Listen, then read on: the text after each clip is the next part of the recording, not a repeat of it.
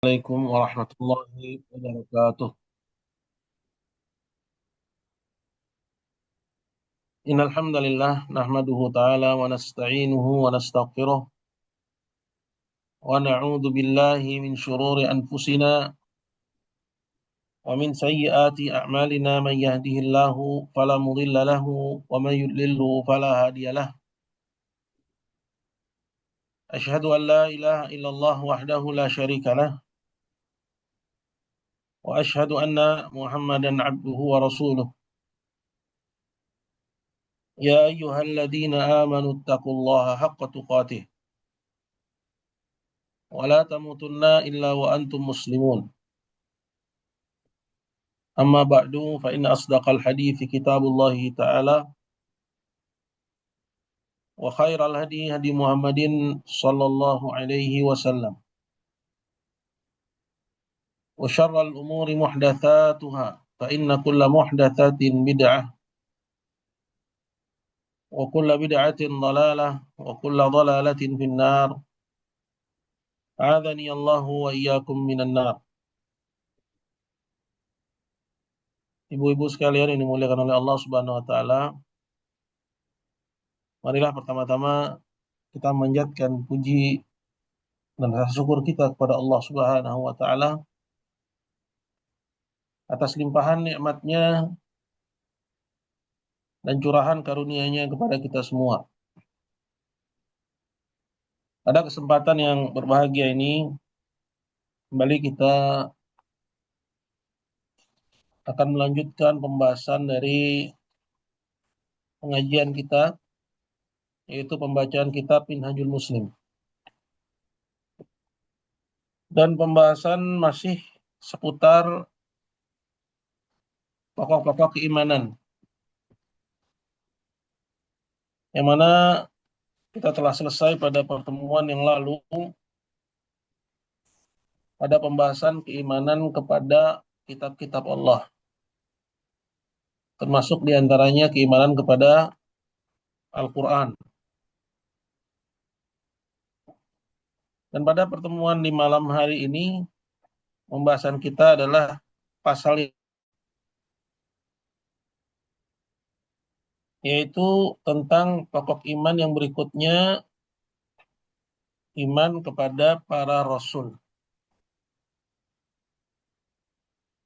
Tapi iman kepada rasul ini, ibu-ibu yang dimuliakan Allah Subhanahu wa taala, seperti nanti akan datang penjelasannya,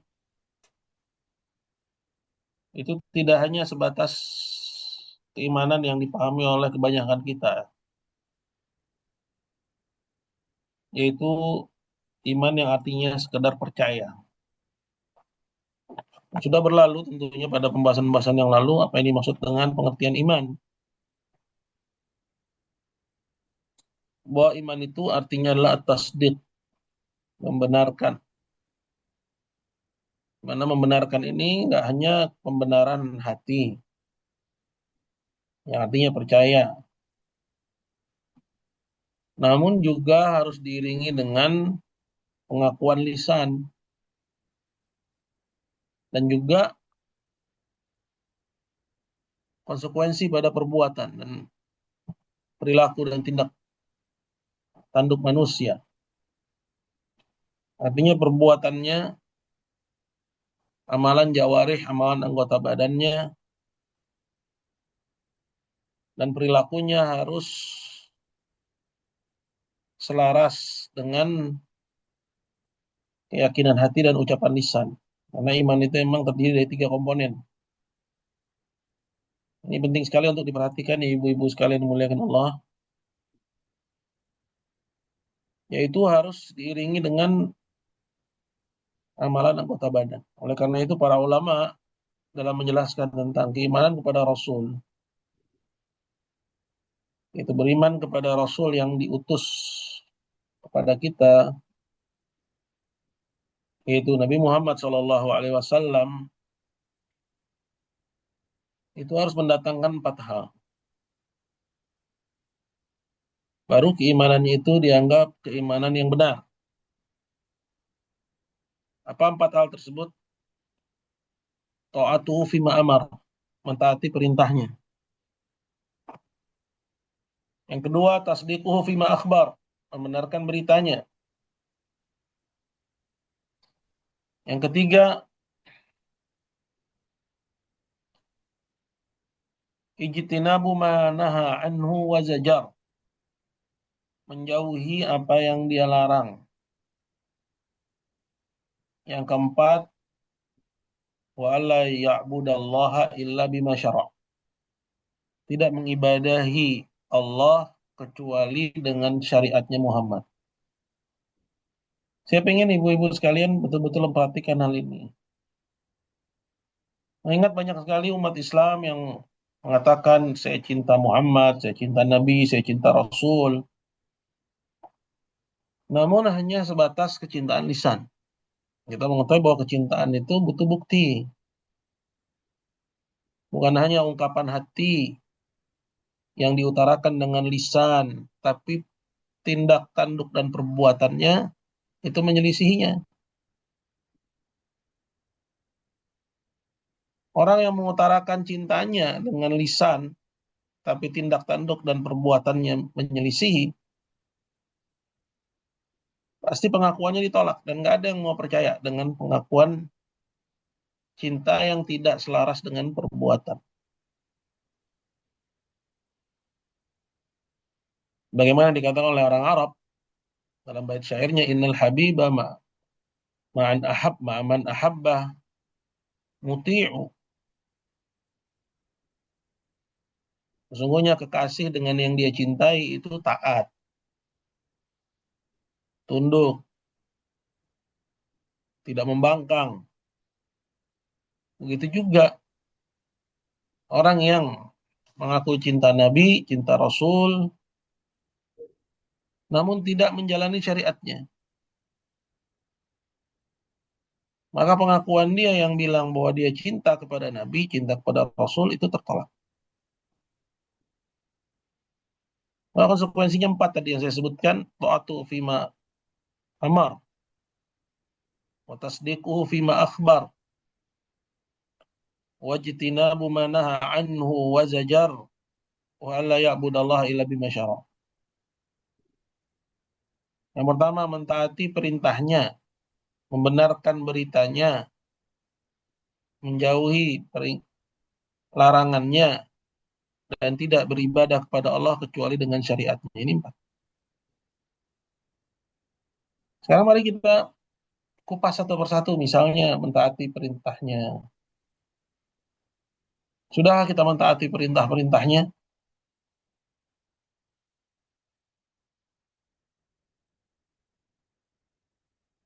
Kemudian yang kedua, membenarkan berita-beritanya. Banyak dari orang yang mengaku Muslim lebih percaya dengan berita-berita yang disampaikan oleh selain Rasul dalam perkara misalnya politik, tata negara. Mereka nggak percaya dengan sabda Nabi, lebih percaya kepada perkataan orang kafir. Dalam hal kehidupan atau cara-cara meraih kebahagiaan, mereka lebih percaya ucapan non-Muslim daripada ucapan Nabi SAW. Tentang berita-berita akhir zaman. Begitu pula dalam disiplin-disiplin ilmu yang dianggap bisa membawa kepada perubahan dan perbaikan, dalam ilmu ekonomi misalnya, dalam psikologi misalnya. Mereka punya tokoh-tokoh yang mereka agungkan, yang mereka jadikan sebagai panutan selain Nabi SAW. Bahkan lebih jauh daripada itu, nggak sedikit dari orang yang mengaku Muslim nggak mau tahu apa yang diajarkan oleh Nabi SAW dalam disiplin ini, dalam disiplin itu. Dari mana kita bisa lihat kurangnya minat mereka mempelajari sunnah Nabi SAW? Jadi kurangnya minat kita dalam mempelajari sunnah Nabi, mempelajari hadis-hadis Nabi, itu adalah indikator yang jelas, tanda yang kelihatan, terang benderang, bahwa banyak dari umatnya ini sebenarnya nggak percaya dan nggak membenarkan apa yang diberitakan oleh Nabi Shallallahu Alaihi Wasallam dalam semua aspek kehidupan. Tapi kalau ditanya, bukankah Islam itu manhaj kehidupan, mengatur semua lini kehidupan, ajaran yang universal, semua Muslim sepakat dengan itu. Tapi paradoksnya justru mereka malas, bahkan nggak mau tahu tentang sunnah Nabi-Nya Muhammad SAW. Ini yang kedua ya. Yang kedua, tasdiqu fima akhbar, membenarkan beritanya.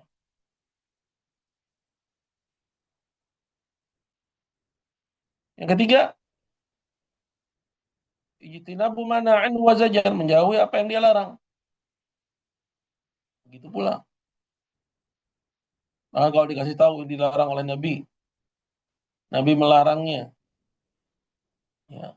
Banyak dari orang yang mengaku Muslim menolaknya dengan hawa nafsu, menolaknya dengan berbagai macam alasan, logikanya, menolaknya dengan pengalamannya, bahkan mempertentangkan larangan Nabi dengan ucapan orang selain Nabi Shallallahu Alaihi Wasallam. Ironi pada kata saya cinta Nabi, ironi pada kata saya percaya Muhammad itu utusan Allah, karena tidak didapati realitanya dalam kehidupan, tidak tampak pada sikap dan perbuatan. Ironi. Yang terakhir, wa alla ya'budallaha illa bima syara', dan tidak beribadah kepada Allah kecuali dengan syariat Muhammad. Kalau kita ingin kupas ini pun juga lebih dalam lagi, kita akan dapati ya bahwa umat Islam di lembah yang berbeda dengan nabinya Muhammad Sallallahu Alaihi Wasallam. Ibadah yang mereka buat-buat, ibadah yang mereka reka-reka, ibadah yang mereka lakukan di sana, berbagai macam bentuk inovasi-inovasi yang mereka sendiri nggak sanggup untuk melakukannya, continue di atasnya, menjaganya, karena ibadah-ibadah tersebut bukan di atas sunnah Nabi Sallallahu Alaihi Wasallam. Jadi kita kembali 4 hal ini. Inilah yang menjadi konsekuensi saat seorang mengatakan saya beriman dengan Muhammad sebagai utusan Allah, sebagai hamba dan utusan Allah. Kita masuk kepada pasal yang ke-8 ini, al-iman bir rusul, beriman dengan para rasul. Jadi kita akan sebutkan dulu pada pasal yang ke-8 ini bahwa termasuk pokok keimanan beriman dengan semua rasul-rasul Allah. Baru nanti akan masuk secara spesifik khusus kepada umat Islam beriman kepada Nabi yang diutus kepada mereka, yaitu kepada Muhammad Sallallahu Alaihi Wasallam. Berkata Syekh Abu Bakar Jabir Al-Jazairi rahimahullah taala, Al-Faslu Tsamin, pasal yang ke-8. Al-imanu bir rusuli sallallahu alaihi wasallam, beriman dengan para rasul alaihi wassalatu wassalam. Nah, telah kita sebutkan bahwa para rasul ini adalah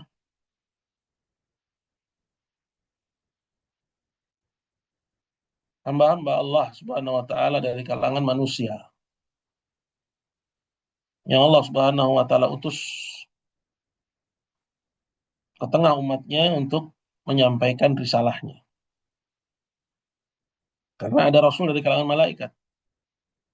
Yang beriman kepada malaikat sudah selesai. Jadi yang dimaksud dengan para rasul di sini adalah mereka dari bangsa manusia, laki-laki, yang Allah Subhanahu wa taala utus mereka ke tengah umatnya untuk menyampaikan risalahnya. Ini dimaksud dengan para rasul. Berkata beliau, qala yu'minul muslimu bi anna Allah Ta'ala qad istafa minan nasi rusulan. Seorang muslim mengimani bahwasanya Allah Ta'ala telah memilih dari segenap hambanya para rasul-rasul, para utusan-utusan. Wa auha ilaihim bi syar'ih, dan Allah mewahyukan kepada mereka syariatnya. Wa ahida ilaihim bi iblaghih, dan mengambil dari mereka janji untuk menyampaikannya. Liqat'i hujjatin nasi alaihi yaumil qiyamah, agar manusia tidak punya lagi alasan di hari kiamat di hadapan Allah Subhanahu wa taala. Ini poin sesuai yang Allah Jalla wa'ala firmankan dalam Al-Quran, rusulan mubasysyirin wa mundhirin, para rasul yang kami utus membawa kabar gembira dan peringatan. Ya, karena syariat Allah itu isinya kabar gembira dan peringatan. Li alla yakuna linnasi 'ala Allahi hujjatun ba'da rusul. Agar tidak ada bagi manusia nanti di hadapan Allah alasan, alibi setelah diutusnya para rasul. Ini perlu kita untuk betul-betul memahami poin ini, ibu-ibu. Jadi apakah kita mengira bahwa diutusnya para rasul hanya untuk diketahui, ya Allah mengutus seorang rasul kepada kita, dia mengutus Muhammad, terus bas sudah, tanpa ada konsekuensi? Apakah begitu kita mengira? Apa kita seperti itu kita menyangka? Kalau itu yang kita sangka, yang kita duga, yang kita kira, berarti kita telah memiliki prasangka buruk kepada Allah Subhanahu wa taala bahwa dia mengutus para rasul untuk suatu yang sia-sia. Cuman diutus gitu aja. Padahal Allah Subhanahu wa taala mengatakan, "Wa ma arsalna", dan tidaklah kami mengutus para rasul illa liyuta'a biidznillah, melainkan agar dia ditaati dengan izin Allah. Nah, diutusnya para rasul ini, perhatikan ini poin penting, ibu-ibu, agar manusia nggak punya lagi alasan di hadapan Allah mengatakan maja'ana min nadir, nggak datang kepada kami pembawa peringatan. Kenapa gitu? Karena nanti di akhirat ada pahala dan ancaman. Jangan sampai nanti di akhirat seorang mengatakan maja'ana min nadir, nggak pernah Allah mengutus kepada kami seorang rasul. Padahal Allah telah mengutusnya untuk, ya, membungkam alibi kita. Kita nggak punya lagi alasan setelah diutusnya para rasul. Artinya udah dikasih tahu ini syariatnya, tapi Anda langgar, Anda tidak indahkan, maka kita nggak punya lagi alasan nanti di akhirat. Nah itu, jadi ini poin penting ya. Karena banyak dari orang yang mengaku muslim merasa bahwa dirinya ketika dia nggak tahu dia selamat. Padahal nggak tahunya dia disebabkan karena dianya yang lalai dalam mencari tahu. Bahkan sebagian orang mengatakan, daripada tahu mending nggak tahu. Ya, Anda ajak dia untuk ngaji misalnya. Wah, nggak usah lah, daripada nanti tahu jadi repot. Subhanallah, Anda nggak akan keluar dari dua kondisi kerepotan. Anda nggak tahu karena lalai repot nanti di akhirat. Anda tahu tapi Anda langgar pun juga repot. Jadi kalau mau nggak repot nanti di akhirat, Anda cari tahu dan jalani. Cari tahu syariat Allah, cari tahu agama Allah. Dan Allah sudah turunkan Al-Quran, utus dengannya Muhammad Sallallahu Alaihi Wasallam, dan mudahkan beragam macam sarana untuk mencari ilmu. Seperti misalnya internet. Internet ini liqat'il hujjah juga. Di antara fungsinya, kemajuan teknologi, ya, telekomunikasi dan informasi, dengannya Allah Subhanahu wa taala ingin menutup alibi. bahwa agamanya telah sampai ke semua pelosok, maka nggak tersisa selain orang-orang yang malas untuk mencari tahu. Nah, orang yang nggak mau tahu, nggak ada alasan dari mereka yang bisa diterima nanti di hadapan Allah. Karena semua sebab untuk mencari tahu sudah terpenuhi. Nah, itu dalilnya tadi. Ya. Allah Subhanahu wa taala sebutkan itu dalam surat An-Nisa ayat 165. Para rasul yang kami utus sebagai pembawa kabar gembira dan peringatan agar tidak ada bagi manusia di hadapan Allah alibi setelah diutusnya para rasul.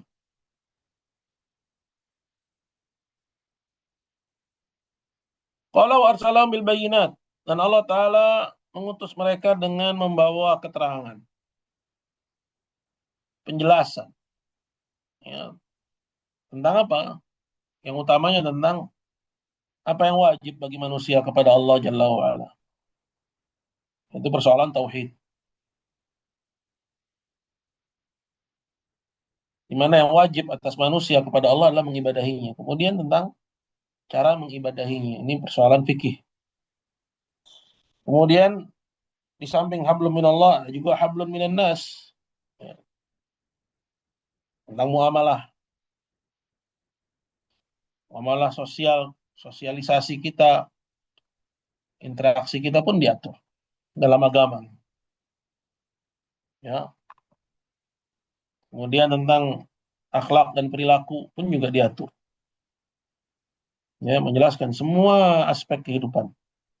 Ma farratna fil kitabi min syai'. Kami tidak menyisakan dalam Al-Quran sedikit pun perkara yang tidak dijelaskan. Kalau mengutus tuh para rasul untuk membawa bayinat, membawa keterangan, bukti, hujjah, bahwa manusia wajib mengibadahi Rabbnya dan tidak boleh mengibadahi selainnya. Bagaimana cara mengibadahinya? Apa-apa saja yang Allah ridha dan apa-apa saja yang Allah murkai dan dibenci. Wa yadahum bil mu'jizat, dan Allah Ta'ala pun juga menguatkan para rasul ini, membekali para rasul ini dengan beragam macam mukjizat. Yaitu amrun khariq lil adah. Mukjizat itu hal-hal yang di luar nalar. Ya. Sebagai bukti akan kebenaran risalah Nabi. Qala ibtada'um bi nabiyyi Nuh. Allah memulai mengutus rasulnya yang pertama adalah Nuh alaihissalam.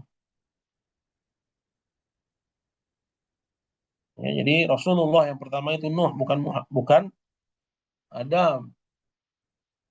Bagaimana yang Allah firmankan dalam Al-Quran, Inna arsalnaka, ya, dalam Al-Quran kata Allah Subhanahu wa taala, sungguhnya kami telah mengutus engkau sebagaimana kami pernah telah mengutus kepada Nuh dan kepada nabi-nabi setelah Nuh.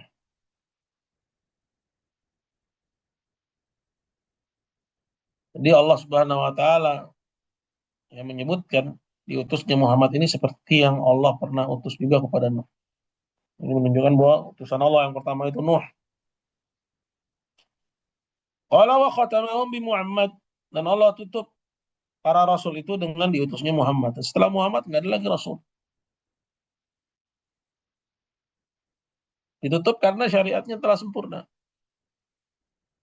Maka setelah Muhammad yang ada adalah para ulama yang menyampaikan, ya, risalah rasulnya, seperti dulu para ulama Bani Israel yang menyampaikan risalah Musa alaihissalam sepeninggalannya. Maka kedudukan ulama itu tinggi di sisi Allah Subhanahu wa taala. Qala wa innahum wa in kanu basyaran, sekalipun mereka para rasul ini adalah manusia biasa, Yajri alaihimul katsiru minal arad, berlaku pada mereka banyak dari gangguan al-basyariyah yang menimpa kebanyakan manusia, atau ya sebagaimana manusia pada umumnya mereka punya kelemahan. Wa yaqulun wa yashrabun, mereka makan, mereka minum, wa yamradun wa yusihhun, kadang mereka sehat, kadang mereka sakit, wa yansaun wa yadhkurun, kadang mereka lupa, kadang mengingat, wa yamutun wa yahyun, bahkan mereka mati dan juga hidup. Sekalipun demikian, fahum akmalul khalqillahi ta'ala alal itlaq. Mereka lah sesempurna-sempurnanya ciptaan Allah secara mutlak. Ya, sebaik-baik manusia adalah para rasul alaihi wassalatu wassalam.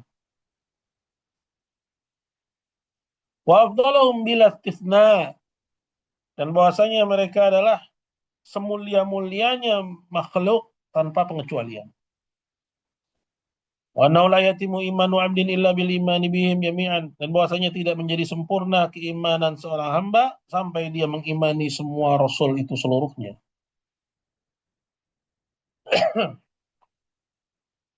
Dari yang tidak disebutkan,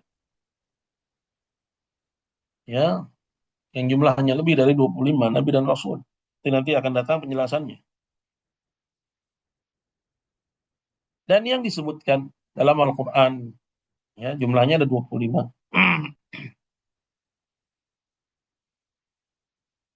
Qala wa dzalika lil adillati naqliyah al-aqliyah wal aqliyah al-atiyah. Dan yang demikian itu maksudnya seorang muslim mengimani ini semua berdasarkan dalil-dalil nakli, ya, dalil-dalil dari Al-Qur'an, hadis, ya, wal aqli, dan juga dalil-dalil akal, itu yang sesuai, ya, akal sehat, ya, maka seorang muslim wajib mengimani, ya, perkara ini, ya, berdasarkan dalil-dalil tersebut. Yang pertama adalah nakliyah. Apa aja dalil nakli di sini? Yang pertama, ikhbaru ta'ala an rusulih. Allah Ta'ala telah mengabarkan tentang para rasulnya. Wa an bi'tsatihim, dan bahwasanya dia telah mengutus mereka.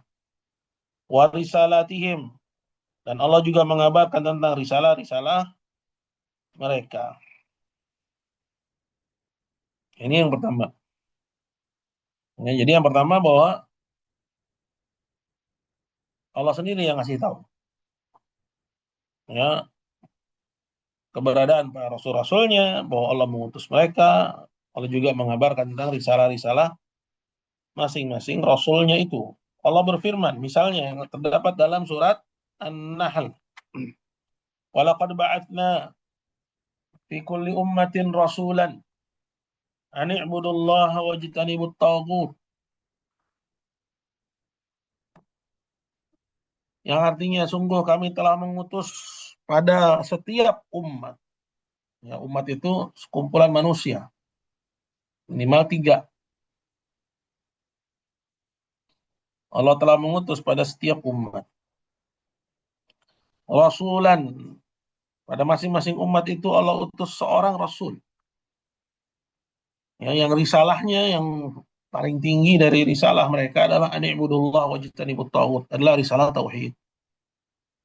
Beribadahlah kalian kepada Allah dan jauhilah taghut, semua yang disembah selain Allah. Nah, ini Allah sendiri yang ngabarin bahwa dia telah mengutus seorang rasul pada semua umat. Ya.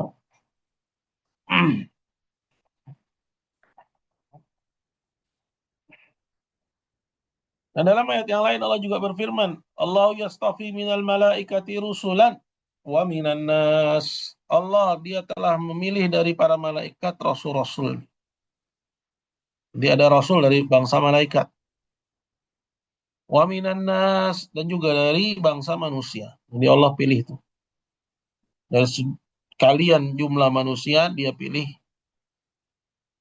dari mereka seorang rasul. Inna Allah sami'un basir. Dan sungguhnya Allah maha mendengar, maha memperhatikan, maha melihat. Jadi Allah sendiri yang ngabarin ya bahwa dia telah mengutus para rasul. Dan juga dalam firman-Nya, Inna auhayna ilaik, sesungguhnya kami wahyukan kepadamu wahai Muhammad, kama auhayna ila Nuhin, seperti yang kami wahyukan kepada Nuh, wan nabiyina min ba'di, dan para nabi setelahnya. Ini ayat yang tadi. Ya, bahwa utusan Allah yang pertama adalah Nuh. Wa auhayna ila Ibrahim wa Ismail wa Ishaq wa Yaqub wal asbaq.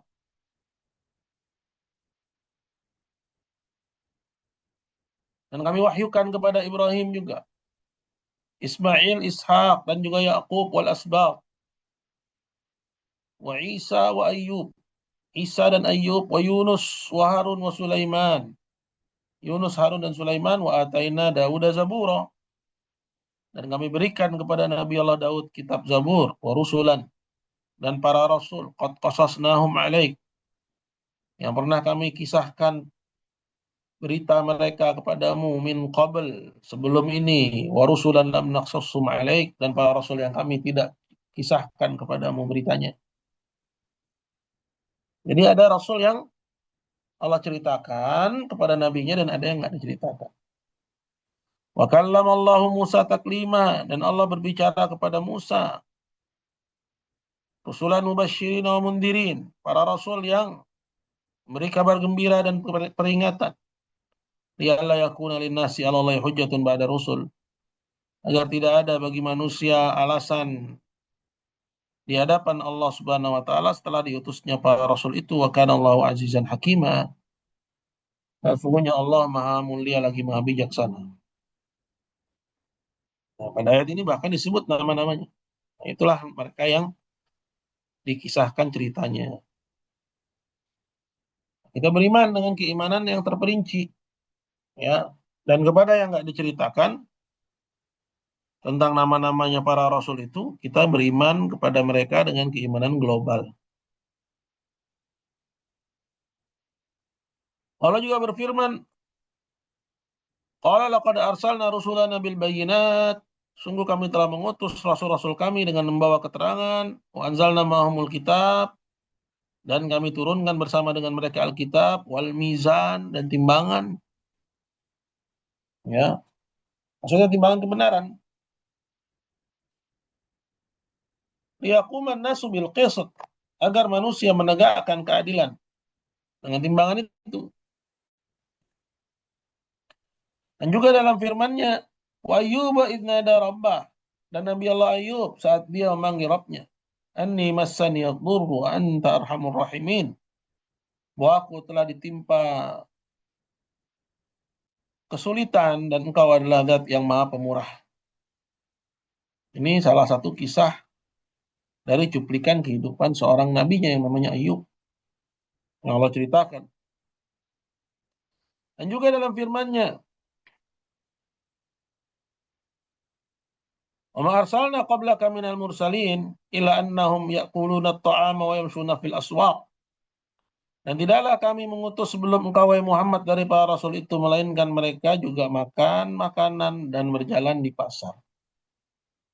Maksudnya di sini Allah mengutus para rasul, dan sifatnya para rasul dari dulu juga mereka manusia, ya, butuh makan dan juga bersosialisasi.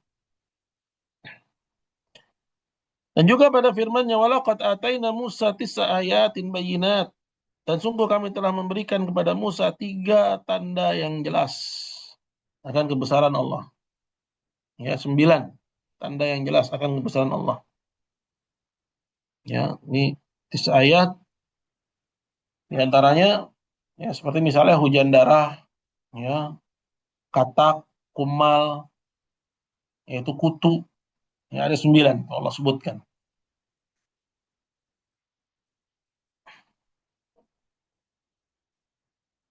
Fas'al Bani Israil idjahum. Maka tanyakanlah kepada Bani Israel. Ya, maksudnya dalam ayat ini Allah mengabarkan bahwa dia ya mengutus Rasulnya yang namanya Musa.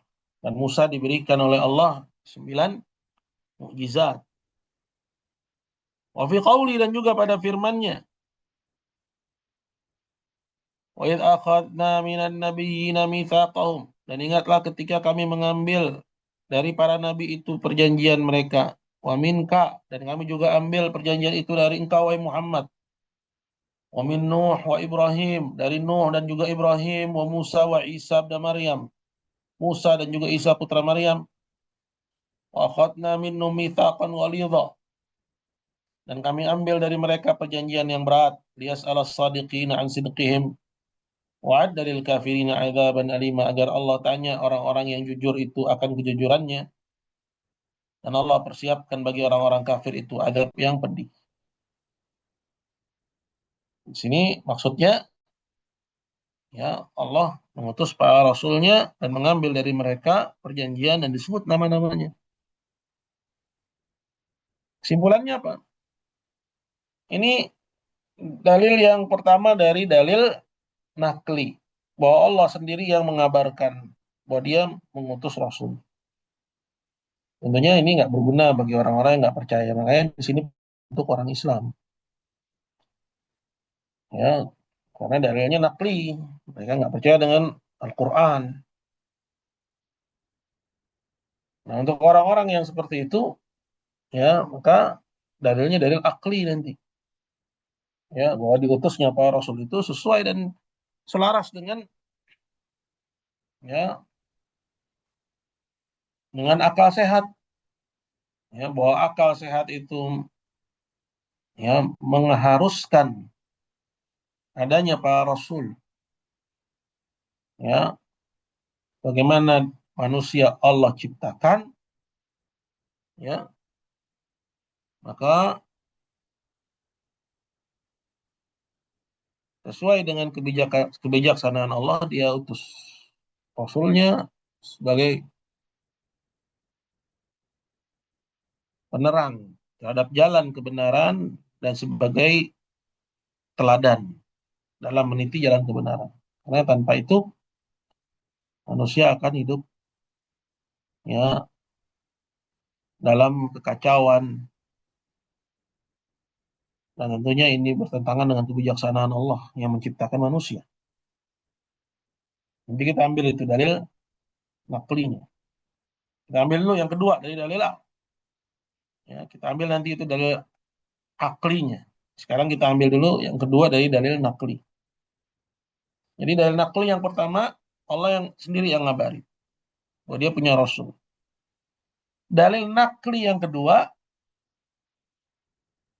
Nabi sendiri yang mengabarin. Ya, mengabarkan tentang dirinya, bahwa dirinya adalah Nabi dan Rasul. Allah mengutusnya, tentang para Rasul yang juga Allah pernah utus sebelumnya. Nabi kabarin. Tentunya dalil nakli ini hanya untuk mereka yang beriman. Berkata Syekh, qala ikhbarus Rasul sallallahu alaihi wasallam an nafsi. Rasul mengabarkan tentang dirinya sendiri, wa an ikhwanih, dan juga tentang saudara-saudaranya dari para nabi dan para rasul dalam firman-Nya atau dalam sabdanya, ma ba'atsallahu min nabiyyin illa anzara qaumahu al-a'war al-kadzdzab. Tidaklah Allah mengutus seorang pun nabi melainkan nabi itu memperingatkan kaumnya dari Dajjal. Ya, al-a'war maksudnya yang picek matanya, al-kadzdzab yang pendusta karena dia mengaku sebagai Tuhan. Maksudnya dalam hadis ini Nabi mengatakan bahwa Allah mengutus Rasul. Dan semua Rasul yang Allah utus memperingatkan kepada kaumnya akan bahayanya Dajjal.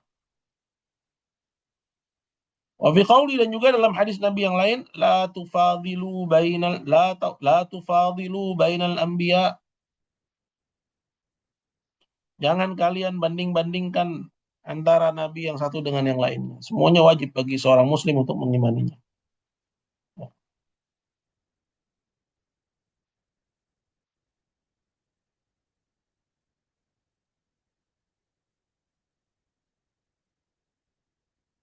Wa fi qauli lamma sa'alahu Abu Dzarin an adadil anbiya, dan juga saat Abu Dzar bertanya kepada Nabi tentang jumlah para nabi itu ada berapa. Wal mursalin minhum, dan berapa jumlah para rasul.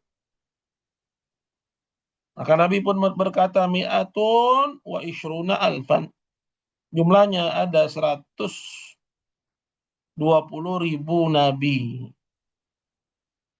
Wal mursaluna minhum talatu mi'atin wa talatata asyar. Sedangkan rasulnya ya jumlahnya ada 313. Ya, jadi semua rasul itu nabi dan tidak semua nabi itu rasul. Jadi nabi itu aham, sifatnya lebih umum. Yang lebih khusus dari para nabi itu adalah para rasul. Jadi 313 ini ya bagian dari yang 120.000 nabi. Ya, 313-nya nabi dan rasul. Begitu. Wa fi qauli, dan juga dalam sabdanya, waladzi nafsi biyadih, sungguh demi zat yang jiwaku ada di tangannya, lau anna Musa kana hayyan ma wasi'u illa tibai. Kalaulah Musa sekarang ini hidup, nggak ada pilihan bagi Musa selain menjadi pengikutku. Karena eranya Musa sudah selesai. Sekarang zamannya Muhammad sallallahu alaihi wasallam. Nah, di sini kita dapati Nabi mengabarkan tentang keberadaan ya Musa sebagai utusan Allah sebelumnya. Wa fi qauli dzaka Ibrahim lamma qila lahu ya khairal bariyah tawadduan minnu. Ketika ada yang mengatakan kepada Nabi kita Muhammad, engkau adalah sebaik-baik manusia. Lalu Nabi pun berkata, itu adalah Ibrahim. Ya, maksudnya Nabi tawadhu. Ya, sedangkan yang paling utama, paling mulia adalah Nabi Muhammad. Tapi ketika ada orang bilang, bahwa engkau adalah sebaik-baik manusia, Nabi dengan ketawaduannya mengatakan, yang seperti itu sifatnya Nabi Allah Ibrahim. Ini kabar dari Nabi bahwa ada Nabi dan Rasul yang Allah utus, yang namanya adalah Ibrahim. Wa fi qauli ma kana li 'abdin an yaqula inni khairun min Yunus bin. Dan juga Nabi juga pernah bersabda, nggak boleh bagi seorang pun mengatakan bahwa aku ini lebih baik daripada Yunus bin Matta. Ini Nabi Allah Yunus. Ini kabar dari Nabi kita Muhammad akan adanya Nabi Allah Yunus.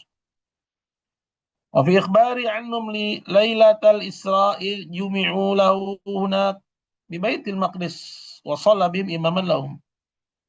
Dan juga Nabi juga mengabarkan tentang para nabi yang lainnya di malam hari Isra, ketika Nabi Isra'kan oleh Jibril, ya, dibawa dari ya dari Baitillahil Haram ke Baitil Maqdis. Irjumi'u lahu hunak di Baitil Maqdis. Ya, di mana di Baitul Maqdis para nabi itu dihimpun semuanya oleh Allah untuk Nabi Muhammad sholat mengimami mereka semuanya. Ya, ini kabar dari Nabi SAW tentang cerita di malam Isra. Ya, padanya kita dapati bahwa Nabi mengabarkan adanya para nabi. Ya. Kamana wajada fis samawati Yahya. Begitu juga dalam peristiwa Mi'raj, bahwa Nabi kita Muhammad mendapati di langit ada Nabi Allah Yahya, Isa, Yusuf, Idris, Harun, Musa, dan juga Nabi Allah Ibrahim. Wa akhbaru annhum wa amma syahadahu min halihim. Allah mengabarkan tentang Nabi Muhammad mengabarkan tentang keberadaan mereka dan tentang apa yang beliau saksikan dari keadaan nabi-nabi tersebut. Nah, ini dari hadis. Artinya Nabi mengabarkan tentang keberadaan para nabi yang lain. Wa fi qauli wa inna nabi Allah Daud kana ya'kulu min amali yadih. Dan juga Nabi juga pernah mengabarkan tentang Nabi Allah Daud, bahwa Nabi Allah Daud dulu makan dari jerih payah tangannya. Jadi ini ya dalil nakli yang kedua, bahwa Nabi Muhammad sendiri yang mengabarkan tentang keberadaan mereka, keberadaan dirinya sebagai nabi dan keberadaan nabi-nabi yang lain yang Allah utus. Ya, sebagaimana disebutkan. Yang ketiga, dan ini masih dalil nakli juga, imanul balayina minal bashar. Bahwa yang mengimani adanya para nabi ini jutaan bahkan miliaran orang. Ya, minal muslimin wa ghairihim, dari orang-orang Islam dan juga selain orang Islam. Ya, dari ahlul kitab. Ya, kecuali mereka, hanya saja mereka nggak beriman dengan kenabian Muhammad SAW. Min Yahud wa Nasara, dari Alkitab seperti misalnya Yahudi dan Kristen mengimani adanya para nabi. Ya, hanya saja mereka kufur dengan Muhammad sehingga mereka nggak disebut beriman. Birusulillahi wa tasdiquhum al-jazim birisalatihim. Ya, mereka mengimani adanya para rasul dan membenarkan dengan pembenaran yang kuat akan adanya risalah mereka. Ya, hanya saja mereka tidak ya mengamalkannya. Ya. Wa'tiqaduhum kamalahum, dan mereka juga meyakini bahwa para nabi dan rasul itu adalah hamba Allah yang sempurna, wastifa Allah ilahum, bahwasanya para nabi dan para rasul itu adalah hamba-hamba pilihan Allah Subhanahu wa taala. Jadi dalil nakli yang ketiga, ya, kita dapati bahwa yang beriman dengan keberadaan para nabi dan rasul ini bukan cuman umat Islam yang jumlahnya ya miliaran, bahkan juga selain umat Islam dari Alkitab, ya, dari orang Yahudi dan Kristen, mereka mempercayai ya adanya para nabi dan para rasul tersebut, ya, bahwa para nabi dan para rasul itu membawa risalah, dan mereka juga meyakini bahwa mereka adalah sempurna-sempurnanya manusia, hamba pilihan Allah. Maka kalau begitu adanya, ya, yang ketiga ini selain dia dalil nakli juga dalil akli. Nggak ada tempat bagi orang yang mendustakan adanya para rasul secara umum, ya, nggak ada tempat. Ya, seperti orang-orang ateis, orang-orang agnostik sekarang. Sekarang ini banyak anak-anak muda, ya, sok-sokan pengen jadi ateis, sok-sokan pengen jadi agnostik, percaya kepada Tuhan tanpa percaya kepada agama. Gimana mungkin? Ya, orang yang nggak percaya dengan ya syariat para nabi, Allah memiliki utusan dari para rasul, pada hakikatnya nggak percaya kepada Allah Subhanahu Wa Taala. Ini cuma permainan kata. Dan mereka bilang nggak logis, beriman kepada para rasul itu nggak logis. Lah justru sebaliknya, yang nggak beriman itu nggak logis. Ya, bagaimana bisa miliaran manusia dari Muslimnya, ahlu kitab, Yahudi, Kristen semua beriman dengan para nabi dan rasul secara global, bahwa Allah memiliki nabi dan rasul. Kemudian muncul di abad 21, ya, mendustakan itu. Merasa nggak perlu terikat dengan agama apapun, menganggap bahwa ya itulah yang selaras dengan akal sehat dan logis. Ya, akan mereka mendustakan adanya surga dan neraka. Ya, dengan mencemoohkan dan mengejeknya, bahwa agama yang benar itu agama yang ya tidak ditakut-takuti dengan neraka dan tidak diiming-imingi dengan surga. Ini kan lucu, ya. Nah, dia aja kalau motornya dicuri orang masih lapor polisi kok, mencari keadilan. Ya, atau misalnya dia kerja kemudian nggak digaji, ya, dia masih menuntut gaji. Kalau nggak diberikan juga, dia mungkin lapor kepada, ya, lapor kepada pemerintah, bikin laporan kepolisian. Ya. Kalau yang seperti itu aja dia menganggap gak logis seorang hidup di dunia tanpa ada keadilan di dunia, maka bagaimana dia bisa menafikan adanya keadilan di akhirat?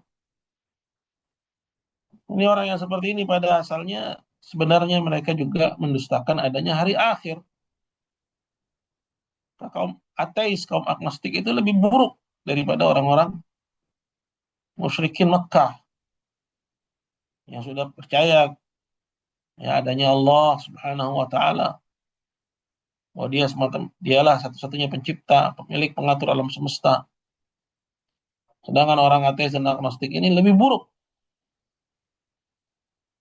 ya lebih buruk lagi ya daripada orang-orang musyrikin Mekah dahulu. Mereka kufar, orang kafir, dan bahkan ya, kekufuran yang lebih jelek daripada musyrikin. Sallallahu alaihi wasallam. Dan mereka ini banyak sekali. Ya, banyaknya dari kalangan anak muda. Jadi orang tua ini mesti waspada. Ya, Anda nggak tahu anak Anda mampir ke halaman apa, buka ya di layar HP-nya apa, ya, melihat reels-reels apa, kemudian masuk ke dalam logikanya dengan kebodohannya dia membenarkan dari berbagai macam bentuk kekufuran-kekufuran. Anda pikir anak Anda masih muslim padahal dia telah kafir kepada Allah Azza wa Jalla. Akhirnya orang tuanya terperanjat, dia bilang, "Saya sudah lama, Bu, ateis." "Saya sudah lama, Bu, agnostik." Sallallahu assalamu alaihi.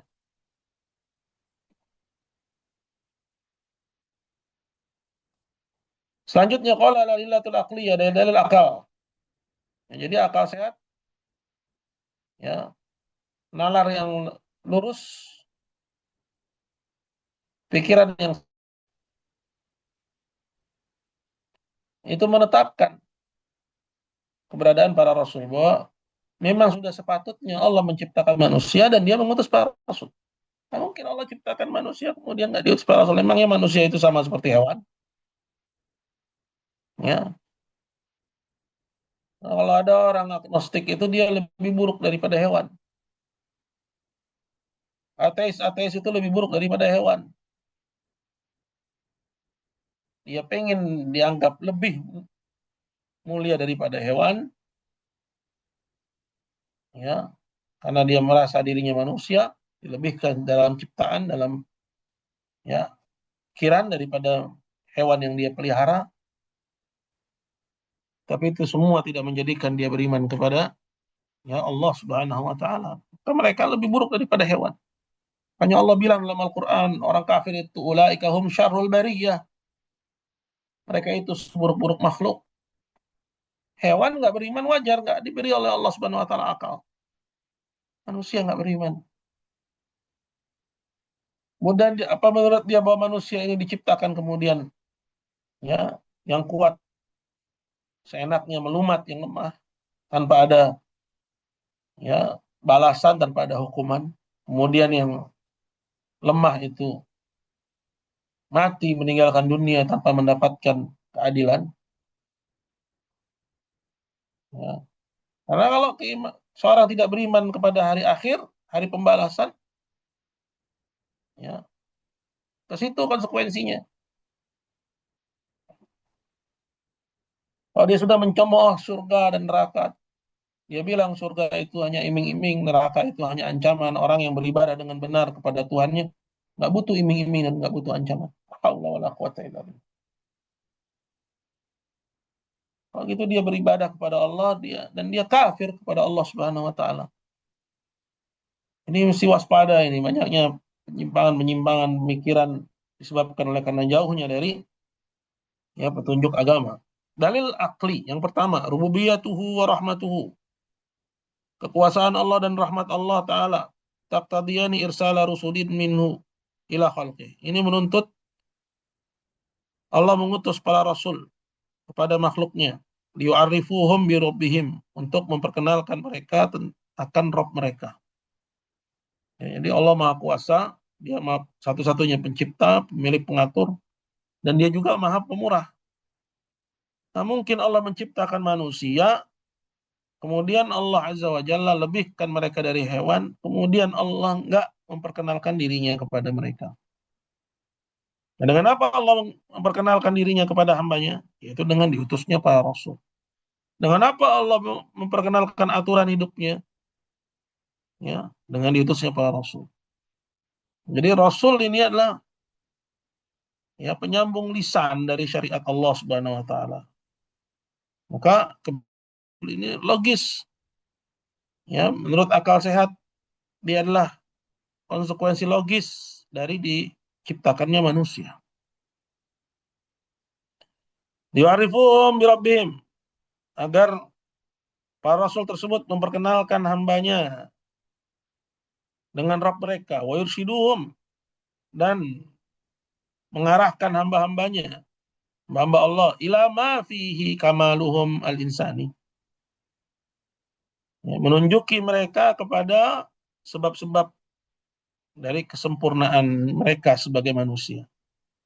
Ya, pada jalan keselamatan, sebab-sebab kebahagiaan dunia, bagian akhirat. Siapa yang ngasih tahu? Para rasul itu. Agar hidup di dunia nggak seperti hewan.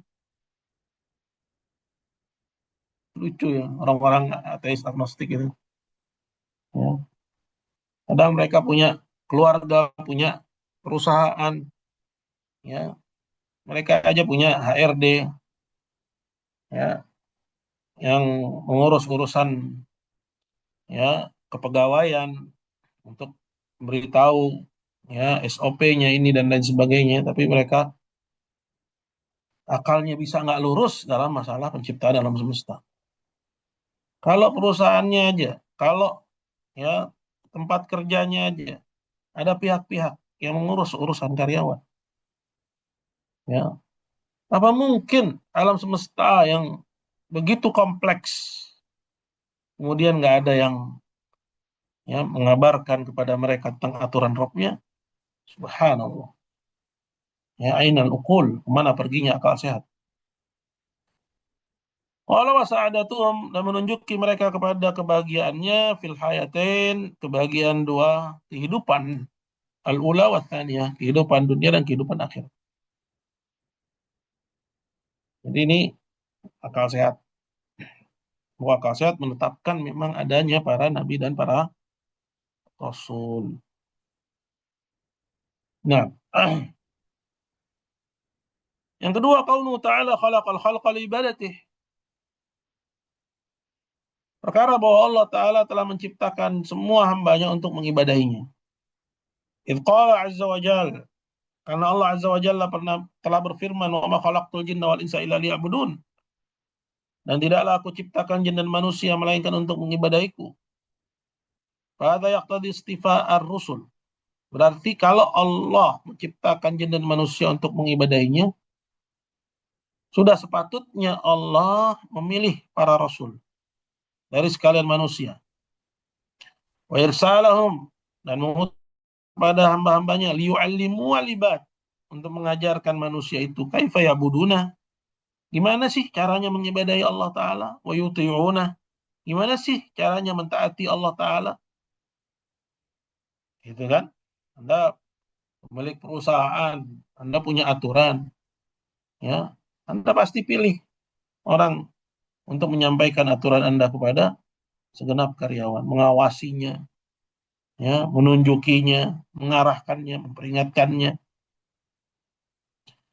Tilka hiyal muhimmah allati khalaqahum min ajliha, karena ibadah itulah ya peran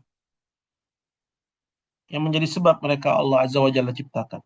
Jadi saya, Anda, kita semua diciptakan oleh Allah untuk kita beribadah kepada Allah. Apakah kita beribadah kepada Allah dengan sesuka kita? Ada yang ibadah dengan sholat, ada yang ibadah dengan bertapa, ada yang ibadah dengan semedi. Kemudian semua beribadah kepada Allah. Ya. Kemudian yang ibadah dengan sholat, ya nggak akur sama yang semedi, yang semedi nggak akur sama yang ya bertapa. Ya. Masing-masing mengklaim bahwa cara ibadahnya lah yang benar, yang lainnya salah dan seterusnya. Ya, tanpa ada pedoman yang Allah Azza wa Jalla turunkan. Ada syai'un muhal, sesuatu yang mustahil. dan nggak sesuai dengan Allah yang maha bijak. Nah, ini penting ya, ya untuk kita, ya agar kita bisa juga mengajarkan kepada anak-anak, karena ini serangannya masif sekarang bagi yang memperhatikan media sosial. Ya, serangannya begitu masif, ya, sehingga berakibat banyak orang yang murtad memilih jadi ateis, jadi agnostik. Yang ketiga, ini yang terakhir. Inna kauna thawab wal iqab murattabain ala athari ta'at wal ma'siyah fi nafs bitathhir wa tatsiyah amrun yaqtadi irsalur rusul. Bahwa adanya pahala, adanya hukuman, ya sebagai konsekuensi, ya dari ketaatan. Orang yang taat dapat pahala, orang yang maksiat dapat hukuman, ya. Amrun yaqtadi irsalur rusul. Nah,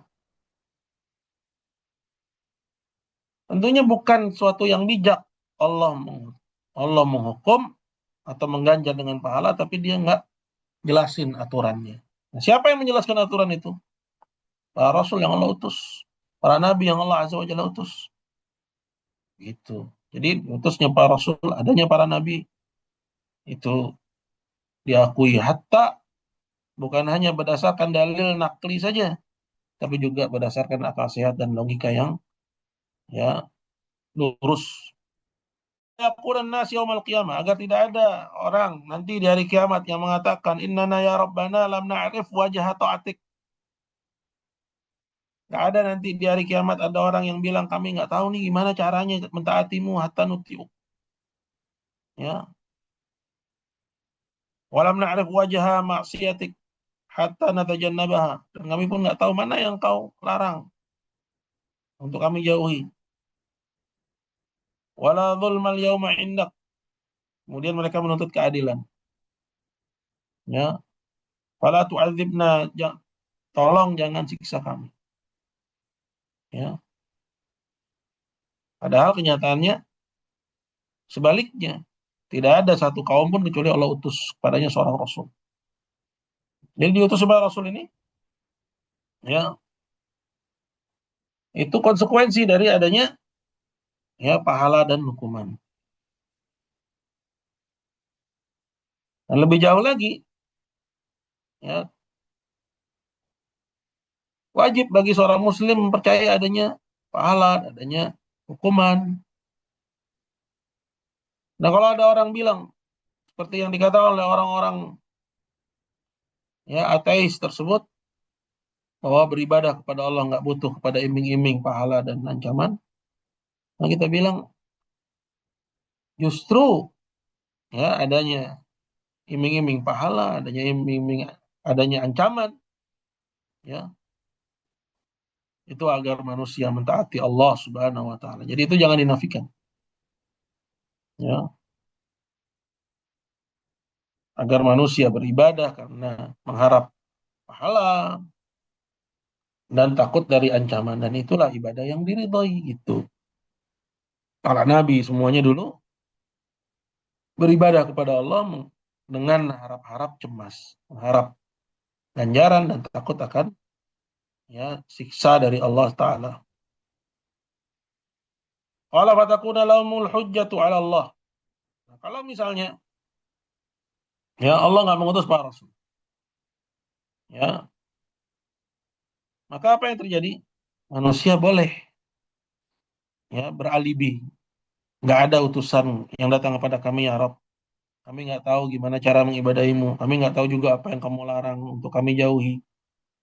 Jadi kamu jangan siksa kami ya Rabb karena perbuatan kami. Ya. Nah, kalau begitu keadaannya berarti mereka punya alibi di hadapan Allah. Ya. Nah, tapi kenyataannya nggak begitu. Allah putus tutup argumen, putus alibi dari putusnya para Rasul. Karena tadi halan iqtadat bi'tsatar rusuli liqat'il hujjah 'alal khalq. Maka untuk menutup alasan Biar manusia nggak punya lagi ya alibi di hadapan Allah, diutuslah para rasul. Itu maksud dari diutusnya para rasul. Ya nanti di akhirat orang yang diganjar dengan surga memang karena ketaatannya. Orang yang disiksa dengan ya neraka karena emang pelanggarannya.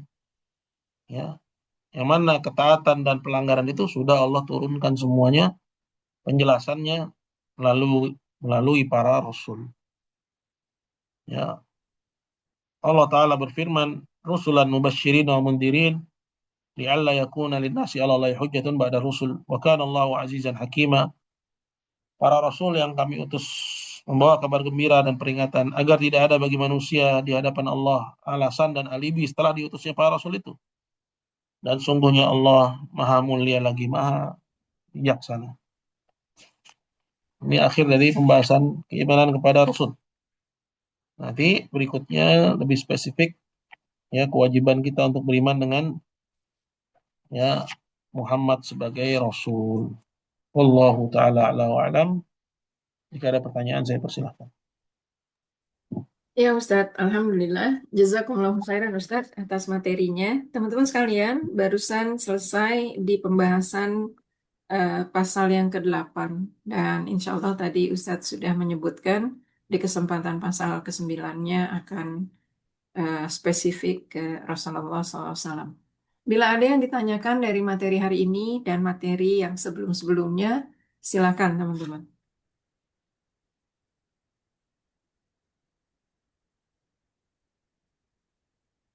Sudah ada?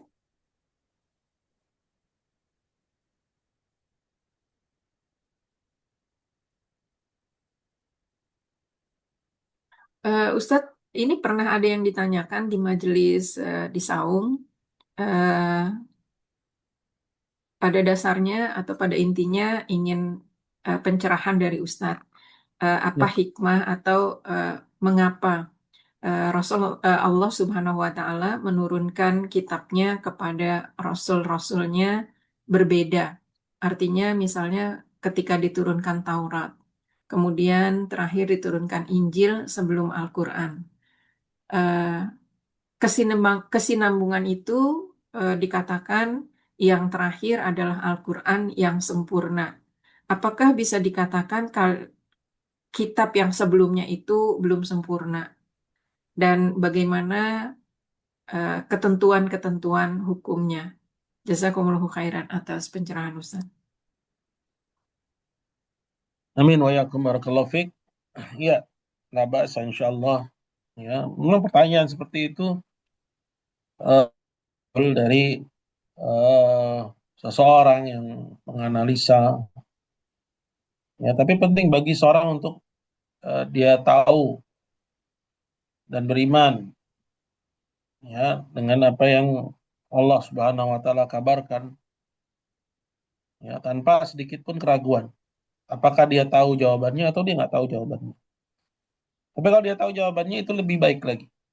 Ya akan semakin menguatkan keimanannya dengan catatan untuk tidak terlalu eh, berani dalam artian yang diwajibkan bagi kita sebagai muslim adalah taat, gitu kan? Mengerjakan apa yang Allah perintahkan, ya cari tahu apa perintah Allah, apa larangan Allah, perintah untuk dia kerjakan, larangan untuk dia tinggalkan. Itu yang lebih utama sebenarnya. Adapun memikirkan hal-hal yang eh, bisa menjadi sebab munculnya keraguan. Ya, ini dikhawatirkan juga dari was-was yang ada dalam dada.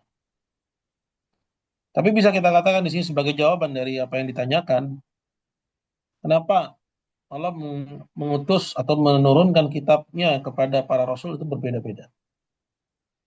Ya, dan Al-Quran sebagai ya kitab yang terakhir dan yang sempurna. Apakah kitab sebelumnya dikatakan tidak sempurna? Yang pertama, ya Allahu a'lam.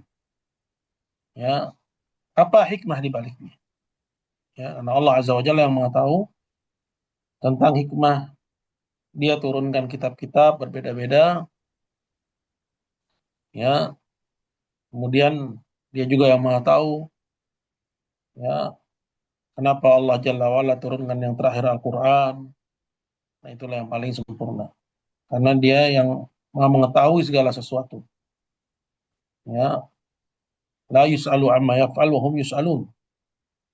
Allah nggak ditanya tentang perbuatannya, tapi manusialah mereka yang akan ditanya. Makanya yang tadi saya sampaikan, ya, yang wajib bagi kita adalah mencari tahu perintah Allah, larangan Allah untuk kita taati. Ya, apa perintah Allah dalam keimanan untuk kita imani, apa perintah Allah dalam ibadah untuk kita kerjakan, apa larangan-larangan Allah untuk kita jauhi, seperti itu yang wajib. Ya. Kemudian yang kedua yang bisa kita, ya, berikan sebagai jawaban dari pertanyaan tersebut,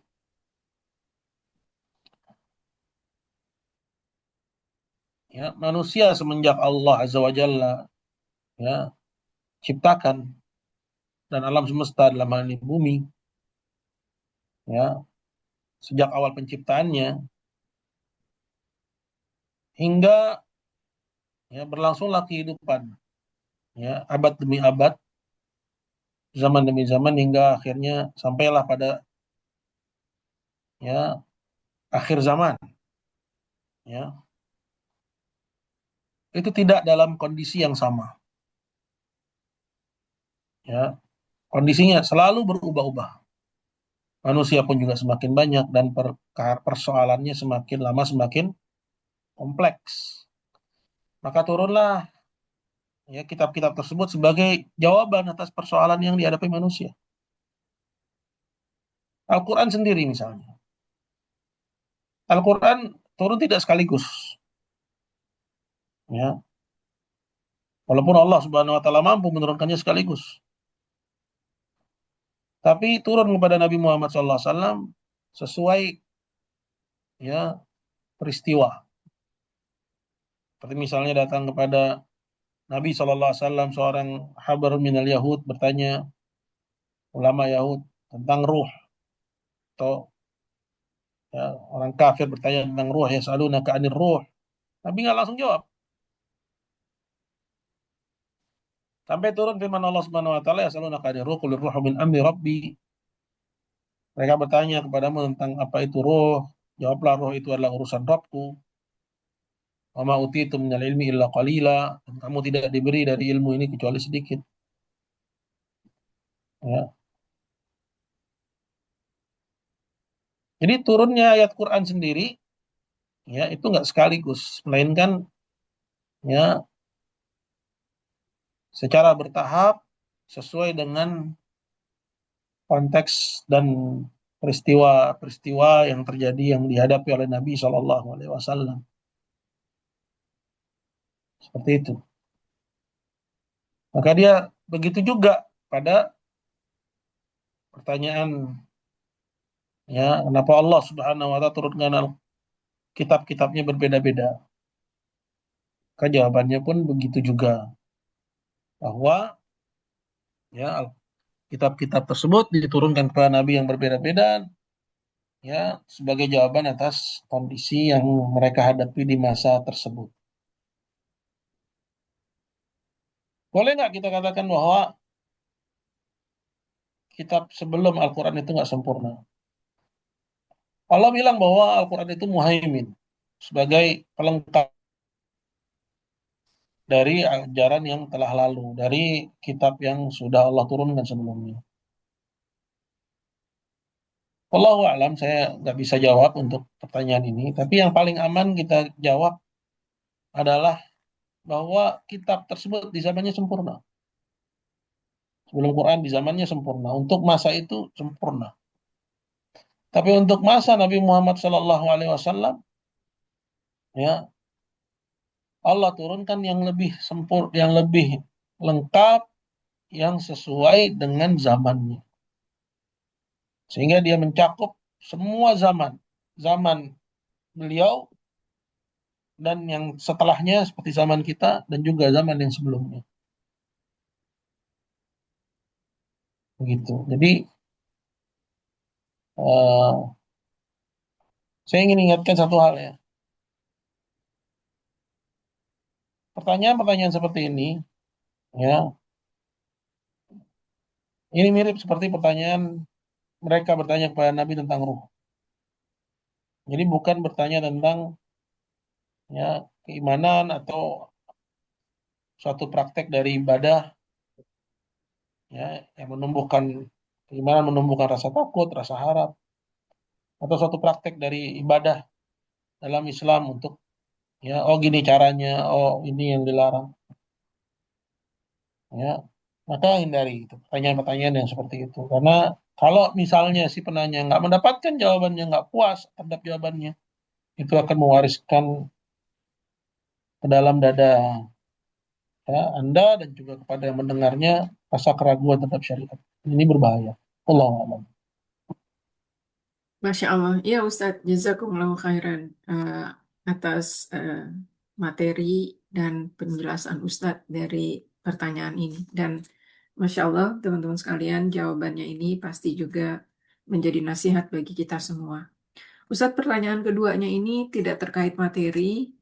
Kalau Ya, boleh Ustadz memberi nasihat.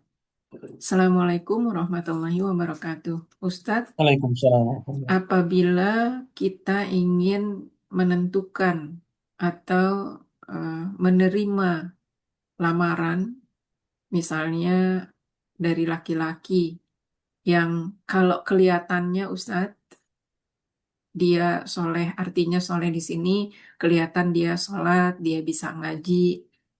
eh, apakah laki-laki yang seperti ini misalnya juga dapat informasi tidak main-main atau tidak yang suka hura-hura, bisa kita terima untuk menjadi pasangan sebagai suami atau artinya misalnya sebagai menantu kita, Ustaz. Karena di zaman sekarang sulit untuk melihat apakah orang tersebut ikutan bermajelis ilmu atau tidak. Jadi ada kebingungan, Ustadz. Kalau tidak, karena banyaknya perempuan juga yang masih single dan sulit untuk mencari pasangan atau calon suami. Jazakumullahu khairan atas nasihat Ustadz. Ya, amin wa yakum. Ya, memang harus hati-hati dalam artian jangan menerima lamaran kecuali dari orang yang memang kita tahu dia itu soleh. Tinggal yang jadi persoalan bagaimana kita mengetahui orang itu soleh.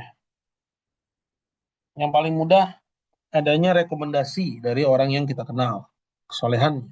Misalnya seorang ustadz, ya seorang kiai, seorang tokoh agama yang kita tahu kejujurannya, kesolehannya. Ya, ini yang paling mudah. Nah, ketika ada rekomendasi bahwa itu orang itu soleh, maka itu aman ya. Tapi dengan catatan kalau terjadi apa-apa jangan disalahin ini orang yang bikin rekomendasi, karena dia juga yang menyampaikan sesuai apa yang dia ketahui, ya sesuai yang tampak. Karena kita hanya diminta untuk menilai sesuai yang tampak.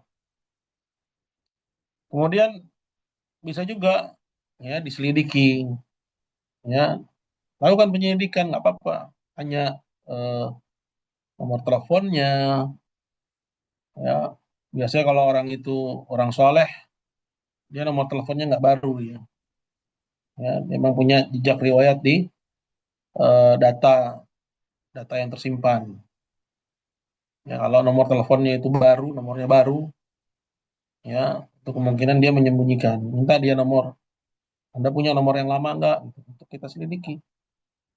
Kemudian media sosialnya, ya kalau dia nggak main media sosial itu bagus. Tapi kalau misalnya dia main media sosial kan bisa dilihat, bisa di tracking, ya kemana aja mainnya, kemana aja mampirnya, apa aja kuat-kuatnya. Dia lakukan penelusuran. Ya, kalau bisa diamati, lakukan juga pengamatan.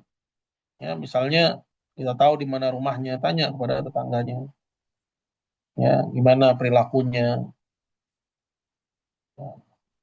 atau ya minta informasi dari orang tuanya juga, ya, sebagai tambahan atas data yang lainnya. Jadi data-data itu kita himpun, ya. Kemudian kalau memang orang tersebut soleh, ya, maka terima, ya, karena kesolehan ini yang jarang. Kalau persoalan, ya, ketampanan, ya, hartawan itu banyak, tapi kesolehan itu nggak bisa dibeli dengan harta. Berapa banyak, ya, ketampanan itu justru malah merusak, harta itu justru malah membawa kepada kebinasaan. Kesolehan itu beda, ya, kesolehan itulah yang akan membimbing seseorang untuk tetap berpijak di atas agama Allah dalam semua kondisi dan keadaan, ya. Dia yang bisa mengontrol diri seorang dalam menghadapi dinamika-dinamika kehidupan. Nah, dialah yang akan membimbing seorang kepada kebahagiaan. Ya, maka kita dapati banyak orang yang bukan hartawan, namun kebahagiaannya jauh melebihi para hartawan. Karena apa? Karena kesolehan, karena ilmu, karena din, karena agama. Jadi bisa dilakukan penelusuran. Kemudian apabila sudah tampak bahwa memang orang itu soleh, istighfar, istikharah, ya, lakukan sholat 2 rakaat, kemudian baca doa istikharah. Ya, setelah itu faida azamta fatawakkal ala Allah. Kalau emang sudah azam, tawakal kepada Allah. Ya, jalanin kehidupan rumah tangga, ya, pasang surutnya, ya, itu dijalani. Ya, insya Allah agama itu akan membimbing. Kalau memang agama sebagai pedomannya. Jadi nggak salah bagi seorang, ya, akhwat atau orang tua dari akhwat untuk menyelidiki dalam hal ini. Boleh, ya, karena ini untuk kepentingan eh, kehidupan rumah tangga, ya, maka memang sudah sepatutnya seorang mencari tahu. Wallahu a'lam.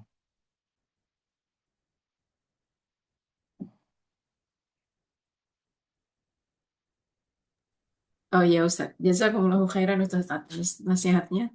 Teman-teman sekalian, ada lagi yang ingin ditanyakan?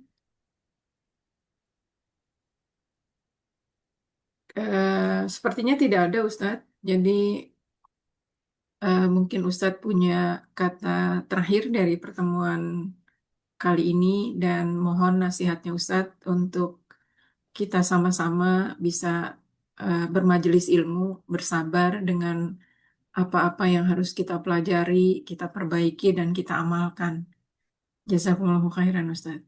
Amin. Ya. Barakallahu fiik. Ibu-ibu yang dimuliakan Allah, sebentar lagi kita akan masuki Ramadan.